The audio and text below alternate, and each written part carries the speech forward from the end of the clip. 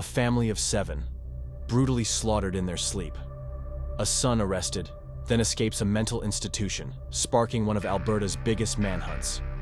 Was Robert Cook a cold-blooded killer, or the victim of a terrible mistake? June 28, 1959. Police arrive at a quiet home in Stettler, Alberta, and uncover a scene straight out of a nightmare. Raymond Cook, his wife Daisy, and their 5 children, Gerald, Patrick, Christopher, Kathy, and little Linda May, are found murdered. The parents shot. The children beaten to death. Their bodies hidden in the grease pit of the family garage, all still in their nightclothes. Blood on their mattresses tells investigators this horror happened while they slept. But who could have committed such an unspeakable crime?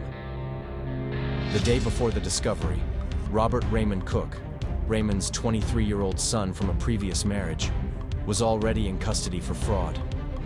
He had swapped the family's Chevrolet for a flashy 1959 Impala convertible. Inside the trunk, insurance papers, birth certificates, even the children's report cards. Robert also carried pajamas, fresh bed sheets, and a photo album. When asked about his parents, Robert's story kept changing. First, he claimed his father had given him $4,100. Then, he said the family moved to British Columbia, but none of it checked out. Suspicion turned to certainty. And with murder a capital crime in Canada, Robert was charged, not with 7 murders, but only with his father's. That alone could send him to the gallows. Then came a twist. On July 11th, Robert escaped from a mental institution where he'd been sent for psychiatric evaluation. He said he just wanted to visit his family's graves. But Alberta police weren't taking chances.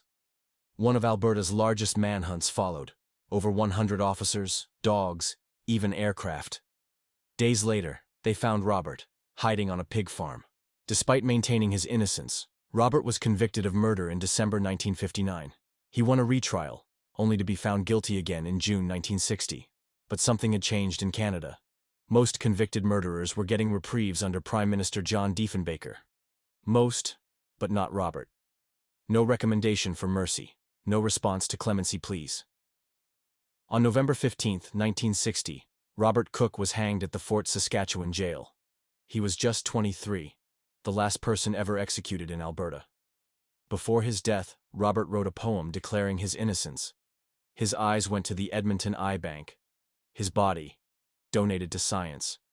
Even decades later, the case haunts those who knew it. Robert's lawyer said the evidence was circumstantial. A retired teacher believes Robert was guilty, but mentally unstable. Was he a charming, dangerous liar? Or a confused young man spiraling after head trauma and a lifetime of rejection? One thing is certain. The Cook family tragedy changed Canadian justice forever. Justice served, or a life wrongly taken? What do you believe? Comment below.